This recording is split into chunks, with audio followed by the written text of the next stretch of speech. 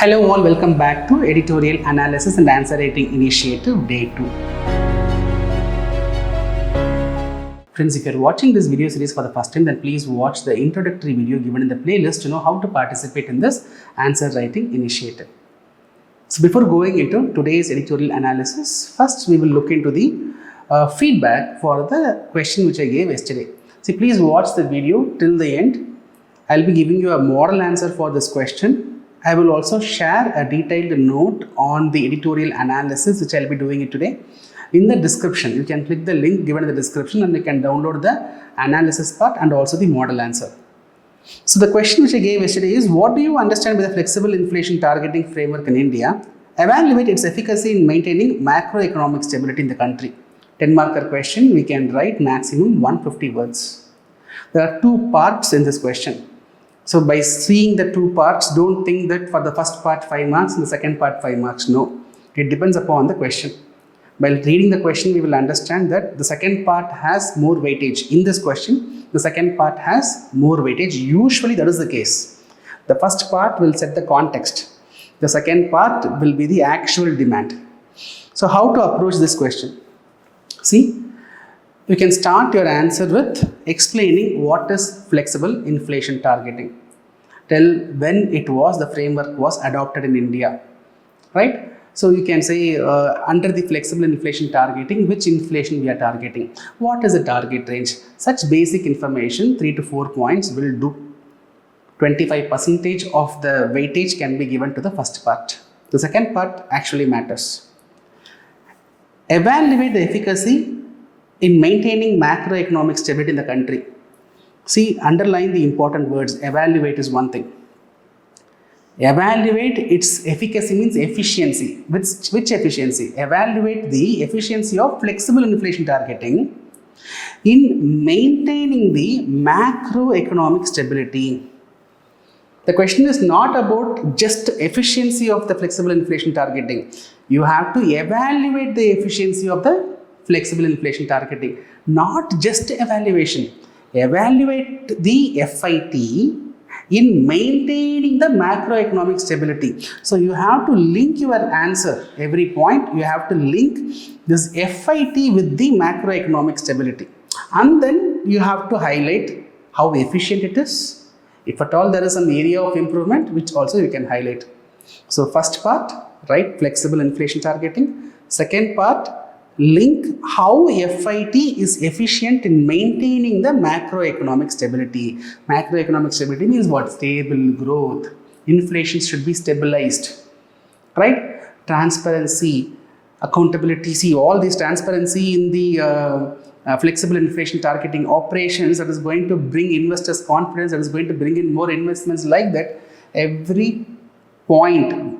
So when you are evaluating flexible inflation targeting, ensure you are linking FIT with macroeconomic stability.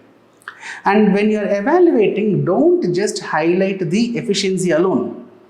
Evaluating the efficiency, you highlight the efficiency, and if at all there is some shortcomings, if at all there is some areas of improvement, that also you have to suggest. It is like I am evaluating your answer. You have done really well, but still I will give some comments for improvement, right? Like that you have to present it.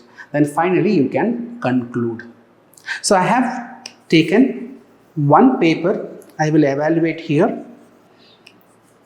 So I have taken the paper of Mr. Ranjit. So Ranjit has done a decent job with this answer, and there are some areas of improvement that also I will highlight.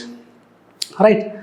So what do you understand by flexible inflation targeting? That part he has explained. He has explained FIT framework is a monetary policy regime introduced in 2016 based on Urjit Patel committee. That also he has mentioned. He has mentioned the range, who is going to target it, everything he has given it here. Then he is going for evaluation. In evaluation, he has highlighted the positives and he also gave the shortcomings. So in the positives, the first point, he says FIT is creating a balance between prioritizing inflation and growth. Excellent point. Both are, inflation has to be stabilized, growth has to be stimulated. FIT is helping it, right? And also over the year, FIT is very efficient because the price stability has been averaged to 4.8%. That point is also fine. But look at the third point, Ranjit, right? Your name is Ranjit, yes. The third point, you're highlighting about transparency in FIT. That is great. How this transparency is ensuring the macroeconomic stability is the linkage which is required. So because of the transparent monetary policies under FIT, what we can say is that brings confidence on the market, that brings confidence for the investors. So what you would have done is the third point and the fourth point you could have international confidence, investor confidence. Why there is confidence? Because FIT is transparent. Because FIT is prioritizing both growth as well as maintaining inflation. So that linkage could have been better. When it comes to shortcomings, your first 2 points are generic.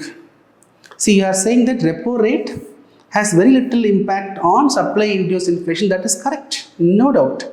But where is flexible inflation targeting here?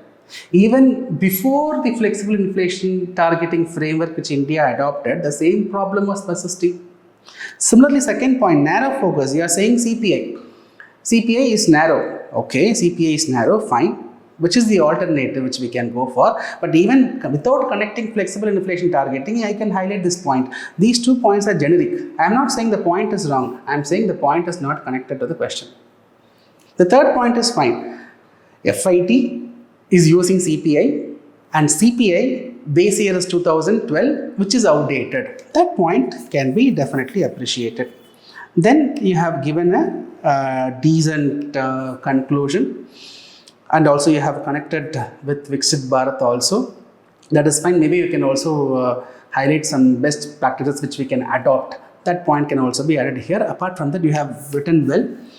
So I took this answer because the points were good. At the same time, there were some important shortcomings which I have to highlight. So I took Ranjit's answer. Many students were focusing more on the flexible inflation targeting. Many students, they were writing exactly what I was sharing in the editorial. See, editorial analysis content will give you an idea. Based on that idea, you have to write the answer. Okay, that answer should be based on the demand of the question. Keep that in mind. I'll be sharing the evaluated copy of top 20 answers. That also you can download. Please go through how others have written. Right, friends? So now we will go into the editorial analysis of today's topic. So I have taken an editorial topic from the Hindu which deals with the plastic menace. See, the article says the consumption and production of plastics got increased drastically over the years. Between 2000 to 2019, in those 20 years only, the plastic production consumption got doubled. In 2024 alone, the plastic production touched 500 million tons, which generated 400 million plastic waste. Do you know, in this 500 million tons of plastics produced, only 9% got recycled. A huge amount of plastic waste is not effectively managed. See, the oceans carry almost 200 million tons of plastics. And every year, we are adding 11 million tons of plastics again. So given the rate of production, given the rate of consumption, it is expected that by 2060, the middle of the century or 2060, the plastic consumption will be increased to almost 1.2 billion tons. And in oceans, more than the number of fishes, plastics will be higher. Then, if this current trend of production consumption continues. So imagine when you are eating fish in 2060, basically you are not eating fish, rather you will be eating plastics. So keeping all this situation in mind, even the recent June 5th World Environment Day theme was related to eliminating the usage of plastics. The theme was also saying that we have to create awareness. We have to create awareness. See, this change has to be from government, international collaboration, MNCs, even individuals. We have to bring the change of consumption of plastics. So for which we have to create awareness. So I will also throw some awareness. Of all the plastics produced, 40% of the plastics are consumed in the form of packages, 12% in the form of plastic goods, 11% in the form of textiles, fiber, etc. Of the plastics produced, only 9% is recycled. 50% enters into landfill. Only 19%, we use incineration. Incineration means what? We will be heating the plastic at a very high temperature in a furnace, and we will convert that into ashes. Even that is not an effective way of waste management, but still that is one practice that is being followed. Nearly 22% of plastic waste generated, which is not effectively treated. I was mentioning, right, 11 million tons we are adding every year into oceans. Like that, we are disposing the plastic waste just like that. See, what is the consequence? These plastics are non-biodegradable. It cannot be decomposed. PET bottle, plastic PET bottle that will stay in this world for almost 500 years. Take normal plastic cover. It will stay with us for at least 20 years. If you are going to bury that plastic cover inside the land, that is going to be with you for 1,000 years. Basically, you cannot decompose it at all, but the plastic over the period, because of action of light, temperature, pressure, time, wind, waves, all these actions will make the plastics will be broken down into small pieces. It can be turned into microplastics, nanoplastics. Microplastics means plastics with the size of less than 5 millimeters. So when the plastic size is that much reduced, what will happen? So that it can be carried for a longer distance. When you inhale also, without your knowledge, you will be inhaling plastics. When you eat also, you will be eating plastics without your knowledge. Because of poor treatment of these plastics, plastic pollution is increasing. See, it is said that 3.5% of greenhouse gas emission is coming from plastics. How, sir? The entire plastic production process is so polluting. It emits a lot of carbon dioxide as a byproduct in the process of production of plastic. And also these plastics, when it enters into the landfill, as I said, it is going to stay with you for 1,000 years. It is going to contaminate the soil. It is going to affect the soil fertility.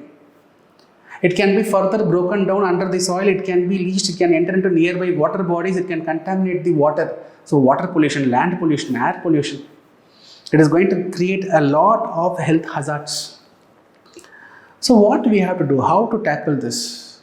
See, to tackle this, every stakeholder of society should participate. Countries, government, local governments, private, public. So more importantly, we should have a goal, a target, an international cooperation should be there, and they should meet that target.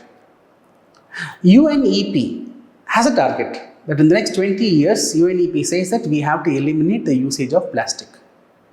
In 2022, UN Environment Assembly. So UN Environment Assembly was convened. 190, all the 190 plus UN members, everyone agreed for a legally binding agreement. A treaty was signed. Global Plastic Treaty was signed. All the countries agreed. They agreed that we all will have a legally binding agreement. Right? So, as I said, there is an international cooperation which is getting developed in this field, but however, we have to speed up the process. In 2024, only a draft framework should have been released. We are in 2025, yet to be released. All the countries agreed that we will be legally binding, but some draft has to be created, right? So it is getting delayed. So we have to speed up the process. At government level, see, we have a lot of legislations, executive orders for effective disposal of plastic waste. For example, in India only, if we take, we have something called as extended producer responsibility. The producer, the one who manufactures the plastic, or the manufacturer who is using the plastic, should be responsible for collecting the plastic waste back, recycle it, use it. But all these are not effectively being enforced. So government should enforce it effectively. Recycling has to be promoted. Only 9% of the plastic waste is being recycled. We have to increase the recycling process because you cannot completely decompose plastic. Okay, plastics are produced for its durability. It is going to be with us for a long time. So we have to effectively recycle it. We have to reuse, recycle, reuse. That is called a circular economy. So we have to promote circular economy. Similarly, see, dumping the plastic waste in a landfill or burning it at a very high temperature, all these are not so environmental friendly measures. So government should take efforts to deter these kind of practices. So what government can do? Government can put tax. Government can come up with a tax called as incineration tax, can come up with a landfill tax. Similarly, government should deter, demotivate the people consuming plastics. So what government can say is, for example, there is an idea which the article suggests, that is pay for dropping the plastic. So if I have plastic covers which I am going to put it in garbage, then corporation should collect some money from me. So these kind of taxes will deter people in consuming or using these plastics. But however, the real solution lies in finding an effective alternative. So idea is we have to find an sustainable, greener alternative, which is strong like plastic, which can be quickly produced, which can be easily used, which is durable also. So here where we have to bring in all our innovation, technologies to develop an alternative so that we all are able to address this menace of plastic. So right friends, I hope you got clarity on the topic which we discussed today. Now based on the topic discussed, I will give you a question. The World Environment Day 2025 theme says beat plastic pollution. Highlights the escalating global plastic waste crisis. In the context, analyze the existing gaps in limiting the usage of plastic and suggest practical measures to effectively address the challenge. So how we are going to write? See, here also there are two parts. I think now you will know which part has higher weightage. In the first part, please don't write more about the World Environment Day and all. The first part is focusing on plastic waste crisis. So in the introduction part, in the first part, focus on crisis. Then analyze the existing gaps in limiting the usage of plastic. To limit the usage of plastics, there are efforts taken, but there are gaps. What are those gaps? And suggest practical measures to effectively address this challenge. 15 marker questions, you are going to write 250 words. Please submit your answer before 9 AM of tomorrow by emailing your answers in PDF format to upscwithgunasir@gmail.com. Once after mailing me, please give it in the comment section. Please mention your name in the comment section, say that you have sent the email. And also give your feedback about our initiative. That motivates me a lot. If you are having any practical suggestion to tackle this plastic menace, that also you can give it in the comment section. Even others can know. I will also know. I can also give my opinion. Right friends, I will see you tomorrow with another interesting editorial article. Till then, bye. Take care from Guna Mathivanan.